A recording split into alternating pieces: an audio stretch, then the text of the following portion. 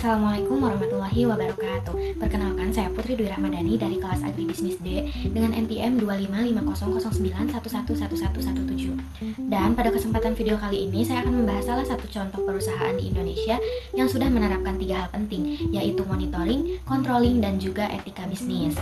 Dan kali ini saya memilih salah satu perusahaan besar di Indonesia yang bergerak di bidang perkebunan kelapa sawit, yaitu perusahaan Indofood Agri Research atau yang biasa dikenal dengan sebutan Indo Agri. Nah, untuk poin pembahasan yang pertama yaitu kita lihat dari sisi monitoring. Indo Agri membuat laporan keberlanjutan tahunan yang terbuka untuk publik. Nah, laporan tersebut memuat data tentang dampak lingkungan, penggunaan energi, konservasi hutan, dan juga perlindungan terhadap lahan gambut. Mereka juga melakukan pemantauan terhadap area yang memiliki nilai konservasi tinggi atau yang disebut dengan high conservation value, serta area dengan cadangan karbon tinggi atau yang biasa disebut dengan high carbon stock. Selain itu juga Indo Agri melakukan traceability atau pelacakan bahan baku dari petani hingga ke pabrik, termasuk supplier pihak ketiga. Nah, dengan begitu perusahaan bisa memastikan bahwa semua bahan baku yang masuk itu berasal dari sumber yang jelas dan juga bertanggung jawab. Nah, untuk poin pembahasan yang kedua yaitu controlling. Nah, Indo Agri telah menerapkan berbagai mekanisme pengendalian, salah satunya yaitu sertifikasi ISPO.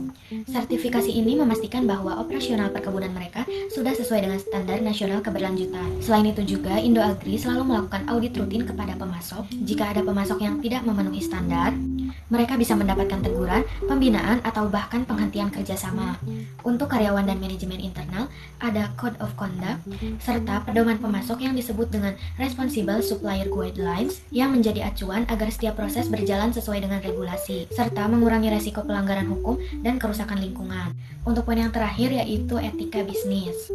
Indo Agri memiliki kebijakan kode etik yang mengatur perilaku karyawan, pimpinan, hingga interaksi dengan masyarakat dan pemangku kepentingan.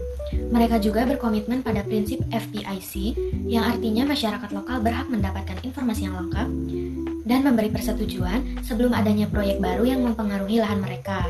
Perusahaan juga menekankan penghormatan pada hak asasi manusia, perlindungan terhadap pekerja dari diskriminasi, serta menjunjung tinggi standar keselamatan kerja. Nah, dari studi kasus ini kita bisa melihat bagaimana perusahaan besar menerapkan ketiga hal penting tersebut, yaitu monitoring, controlling, dan juga bisnis etika dalam operasionalnya. Upaya-upaya tersebut tentu memberikan manfaat yang besar seperti meningkatkan reputasi, akses ke pasar global, serta mengurangi konflik dengan masyarakat sekitar ataupun lingkungan.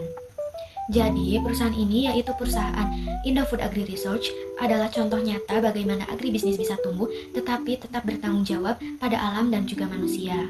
Mungkin sekian penjelasan dari saya. Wassalamualaikum warahmatullahi wabarakatuh.